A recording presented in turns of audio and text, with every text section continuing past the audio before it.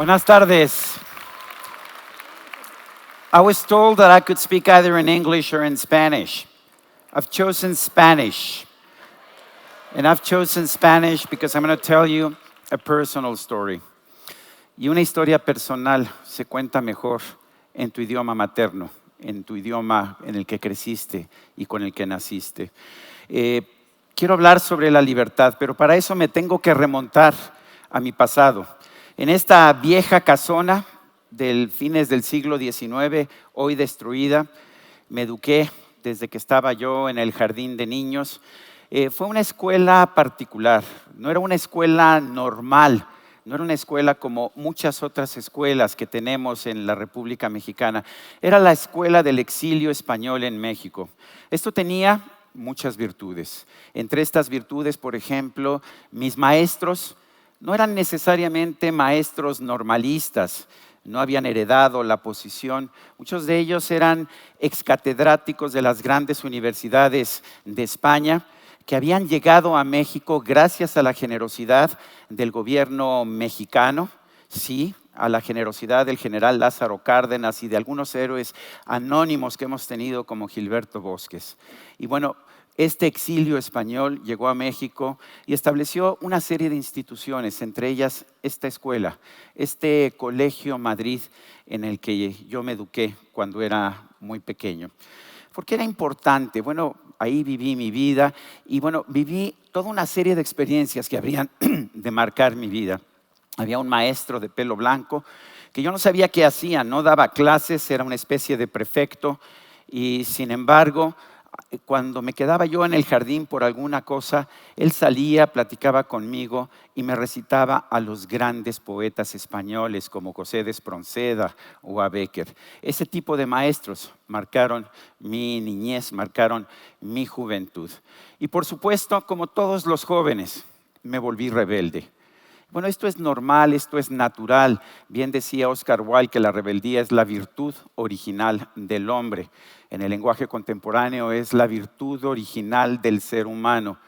Somos rebeldes por naturaleza, porque buscamos la libertad por naturaleza. Todos lo hemos hecho y lo hacemos con mayor ahínco cuando estamos en la juventud. Solo que como muchos, yo me dejé llevar también por estos dogmas aprendidos en esta misma escuela, donde muchos de mis maestros que se preciaban de ser laicos tenían en realidad una religión, pero una religión política, la religión del marxismo. ¿Y qué pasó conmigo? Bueno, a los 14 años de edad estuve involucrado en el movimiento estudiantil de 1968, formé parte de la brigada Carlos Marx, de la Facultad de Economía. Yo estaba en tercero de secundaria, pero un pequeño grupo de alumnos del Colegio Madrid nos integramos a ese movimiento. Si quieren ustedes saber más de eso, en el libro de Elena Poniatowska, La noche de Tlatelolco, está registrada esta brigada de niños, entre uno de los cuales era yo precisamente. En 1971, tenía yo 17 años de edad, me tocó el halconazo de Luis Echeverría. Yo estaba en la Prepa 8, una preparatoria pública de la Ciudad de México, también, por supuesto, supuestamente laica, pero con todos mis maestros de tendencia marxista. ¿Y qué pasó con este halconazo del 10 de junio de 1971? Hay gente que reacciona ante una tragedia así, protestando más, bloqueando calles, aunque en esos tiempos, por supuesto, era imposible bloquear calles, no había el mismo tipo de tolerancia que tenemos hoy. ¿Qué aprendí a hacer yo? A escribir artículos. Escribí mi primer artículo profesional en tercero de preparatoria cuando tenía 17 años y mi artículo fue un artículo sobre el halconazo del 10 de junio de 1971. No lo puedo creer, pero en 2 años más, y es que todavía tengo vida y todavía estoy trabajando, estaré cumpliendo 50 años de periodista. Pero encontré que mi vocación verdadera era escribir y no necesariamente manifestarme, y entendí que ahí tenía yo que lidiar con mis batallas. Ahora bien, desde entonces teníamos manifestaciones y decíamos que lo que queríamos era tener libertad y libertades, pero pronto aprendí que a los dictadores les gusta hablar de la libertad.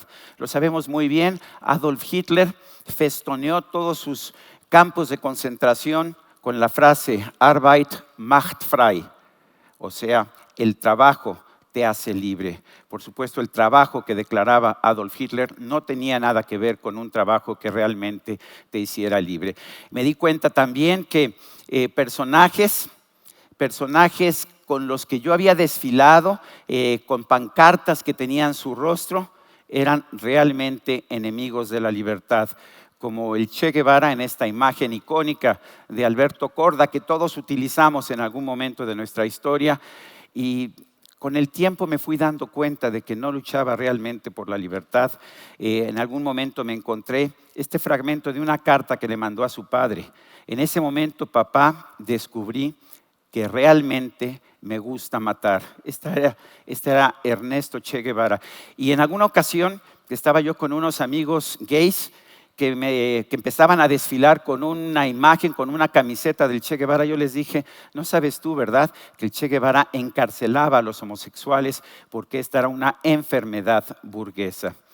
También defendía la libertad o tenía una idea de la libertad Joseph Stalin, que decía que sí, hay que luchar por la libertad, pero solamente cuando ya no haya opresión ni explotación de una persona por otra. En otras palabras, lo que estaba buscando por el sistema que creó es mantenernos a todos en la esclavitud de forma individual. ¿Cómo me encontré yo con la libertad? Curiosamente, un profesor en Canadá, donde yo estudié, era tan libre que de hecho yo me fui de México después de la preparatoria. Sí, fui ilegal en los Estados Unidos, después en Inglaterra. Terminé en Canadá, hice una carrera de filosofía en Canadá y este maestro, Peter Danielson, estadounidense, me empezó a cambiar con un ensayo. Él era mi maestro, pero con un ensayo que se llamaba Libertad y un casco de motocicleta. Y yo no entendía qué tiene que ver la libertad con un casco de motocicleta, y en su ensayo estaba ahí. Este maestro, Peter Danielson, cuando era estudiante en Ann Arbor, en Michigan, le gustaba salir de los límites del estado para quitarse el casco que la ley le obligaba a portar cuando andaba en motocicleta y sentir el aire en los cabellos y sentir la libertad de andar en motocicleta sin esa protección. Y defendía en un libro de ética muy importante, hoy es de hecho maestro emérito de ética en la Universidad de British Columbia, defendía la libertad de decidir qué hacer con tu vida, aunque puedas tomar una conducta que sea riesgosa. Él me llevó a leer a un filósofo de Harvard, de la Universidad de Harvard. Pero bueno, este filósofo de la Universidad de Harvard, que se llamaba Robert Nozick, decía: si los marxistas dicen que el capitalismo es la explotación del hombre por el hombre, yo les puedo decir, el marxismo es la explotación de la falta de comprensión de la gente sobre la economía. Robert Nozick, en un libro espectacular que se llama Anarquía, Estado y Utopía, cuya lectura recomiendo a todas aquellas personas que me quieran escuchar. Las sociedades más prósperas del mundo son usualmente las que tienen mayores libertades. Eso lo sabemos, es una situación práctica. El país más próspero de Suiza, el país más próspero de Europa es Suiza, que tiene los mayores niveles de libertad económica. El país más próspero de Asia es Singapur, que tiene también los mayores índices de libertad económica. Pero yo vengo aquí con un mensaje distinto. Este mensaje quiere decir que no debemos buscar la libertad porque nos beneficia más. Por supuesto que la libertad va a significar más prosperidad. Si tenemos libertad personal, libertad económica, libertad de hacer lo que queramos con nuestro cuerpo, libertad de hacerle el amor a la persona que queremos, o libertad de hacer las transacciones económicas que queremos, vamos a ser mejores individuos y vamos a ser más prósperos. Y sin embargo, no debemos buscar la libertad simplemente porque nos hace más prósperos. Manuel Azaña, que fue presidente del gobierno de la República Española ya en los años 30, decía: la libertad no hace felices a los hombres, los hace sencillamente hombres. Ese es el mensaje que yo quiero dejar. He querido, de hecho, a propósito, ajustarme a estos tiempos, porque quiero que sepan ustedes que si somos libres, No es que vayamos a ser más prósperos o que nos vayamos a poder mover con mi mayor impunidad. Fundamentalmente vamos a ser mejores con nosotros mismos, vamos a tener una mayor dignidad humana. En ese viejo Colegio Madrid, ese maestro de alrededor de 80 años de cabello blanco, que era prefecto y nadie sabía qué hacía realmente en el colegio. En realidad era un viejo profesor universitario que no tenía pensión en México y se le estaba dando esa ocupación para poder vivir una vejez digna. Y él, recuerdo, me recitaba la famosa canción del pirata de José de Espronceda, que es mi barco, mi tesoro, que es mi Dios la libertad, mi ley, la fuerza del viento, mi única patria, la mar. Con eso quiero quedarme. Muchísimas gracias.